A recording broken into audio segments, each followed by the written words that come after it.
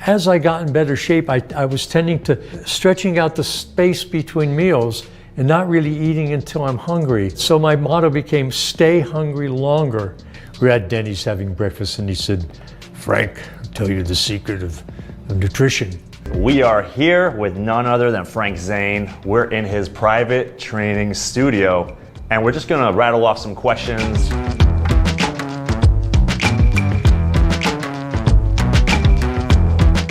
So tell me a little bit about the mind-muscle connection. I feel like this is a popular topic. Everyone's always trying to work synergistically between the muscle and the mind and how to activate a certain muscle.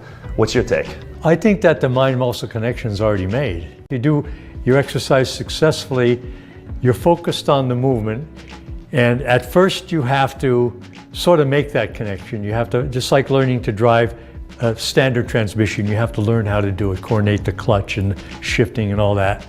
But you know, after you know how to do that, it's automatic, and that's like, it's already made, and it's like that with working out. The first time you do an exercise, you have to pay attention to every little thing to do it right and to feel it in the muscle. But after a while, it comes automatic. You just go right into it with the machine, with the device you're using.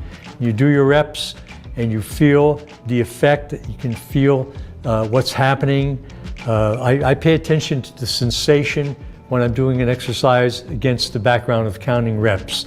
And I make it so that I do all the reps that I do, usually around 10 or 12 on each exercise.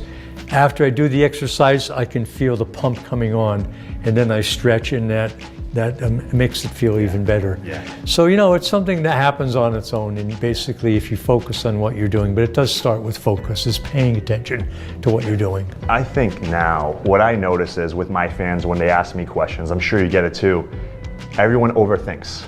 You know, they're looking for the perfect training program, the perfect retracting the shoulder blades, or, you know, perfect foot position. Like, is there even a perfect, there is no perfect blueprint, you know, to give anyone. It just comes through repetition. Like, what's your take on that when everyone's over-analyzing? There's too much information out there. It's sort of like they're coming from textbook to gym. It's more about discovering what gives you a pump. I mean, you just got to focus on doing so you get the pump, the blood engorging an area and where you intended it to be. And if you did, you've done it right.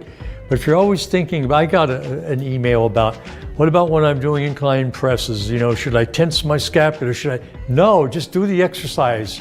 You know, follow the form of the exercise and everything will work out the way it needs. Yeah, for sure, for sure. I don't know, I just feel like too much information equals bad.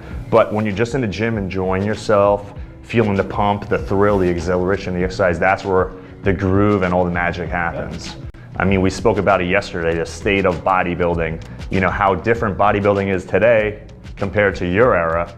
Like, we talked about how you guys would go to the beach between sessions. You'd be in a gym for 3 hours a day and then go back for an hour or two later, you know, and I don't see that anyone does that anymore. And I think that's a big difference in the physiques, the muscle bellies and the overall look. And many people would say it was better back then. What do you think is a factor that contributes to that? I think for one thing, there are fewer people doing it then, and so we were more selective. You know, like everybody wanted to come to California and train at Gold's Gym in the early 1970s, and it was great, the people we had. They were all, you know, at a pretty high level, and the atmosphere was wonderful. Yeah. And then as bodybuilding grew and got more popular, you got more and more people coming that were just sort of wannabes, and you know, it basically filled up the space that we had all to ourselves before that. And yeah, we'd go to the gym and we would maybe train for an hour and a half or 2 hours and then get lunch and then go to the beach and then come back and go again in the late afternoon. And that was, I spent my summers doing that. Now, how many times were you eating a day? Like, let's say when you and Arnold were training together, like, were you guys eating every 2.5, 3 hours? Or what was your take on food back then? I found myself doing certain things, and one of them was not eating that much. In other words, I didn't do this deliberately, but I noticed what was happening is as I got in better shape, I was tending to stretching out the space between meals and not really eating until I'm hungry. So my motto became stay hungry longer, because when you're hungry, you're actually in the fat burning mode. You know, first, your glucose goes, you work that, you know, you oxidize that, then your glycogen stored in your muscles and liver, that gets burned up, and then you get into burning body fat, and that's good for a good 8 hours, and not until that point is when you start burning muscle, after about not eating for 8 to 10 hours even. And so you don't have to worry, just by eating every 2 hours, you don't have to worry about, losing muscle mass. It's not gonna happen, you're gonna lose fat. But you may get smaller, you might, not have as much energy, but still, if you go by your appearance, and that's what I always focused on, is don't go by these things that aren't the real thing. What the real thing is what you look like. And so I took a lot of photos, lots of photos, and I judged what I looked like and what I still had to do on what I was looking at in the photos. I saw weak areas, I saw good points.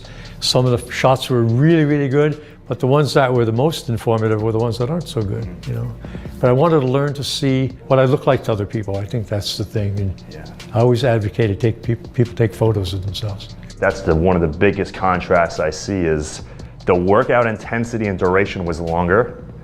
The meal frequency was shorter. It wasn't, for you. It wasn't a lot of food. What about guys like Arnold? Were they eating excessive amounts of food? Were they binge eating? Were they eating every 2 hours, 3 hours? Or what were they doing? I think about this episode, it was like early 70s. It might have even been 1969 or 1970. We were at Denny's having breakfast, and he said, "Frank, I'll tell you the secret of nutrition." I said, "All right, let's hear it." He says, "It doesn't matter what you eat, just so you eat a lot of it." And I think, whoa, that doesn't work for me. I watched my carbohydrate intake is what I did all those years. I would basically get 1 gram of protein per pound of body weight, a half a gram of carbs. So it'd be like if I weighed 200 grams of protein every day, 100 grams of carbs, enough, mainly before my workout, so I'd have enough energy to get a pump. And then my fat intake was moderately, pretty low. But I got in good shape doing it. I still sort of do that. I always eat more protein than carbs. And good fats, not so much saturated fats, mostly things like olive oil, monounsaturated oils, almond oil, But I'm not really big on using no butter, no cream. So what was your typical breakfast? Let's say morning of the Olympia. What did you eat? And so I had to be at the auditorium at noon for prejudging, okay? So up at 6. And I'd have a breakfast, I'd have maybe 3 soft-boiled eggs or poached eggs with about 8 ounces of calf's liver and baked yam. Calf's liver? Calf's liver and baked yam. And that stayed with me for a while. And then after I let that digest, and then about every 45 minutes I would have about a bunch of amino acids with a slice of baked yam. And I'd do that every 45 minutes right up to the show. Right up to the show, and I'd go over there. And the other thing was too, is I wanted to make sure that I was stimulus hungry for weights, because I didn't train. If the show was Saturday, the last workout I got might have been Tuesday. I was posing a lot, because it's about posing. It was posing. But really, I wasn't working out that much with the weights. But then when I pumped up immediately when I went backstage immediately, and I never did a lot of pumping up backstage. I remember guys like, Sergio Oliva when he was competing. He worked out, he got like 2 hours workout backstage, and he'd go out all blow it up, and then as he stood there, just deflate. And I never did that. I just did a little bit, and then walk out and pump up when you're posing.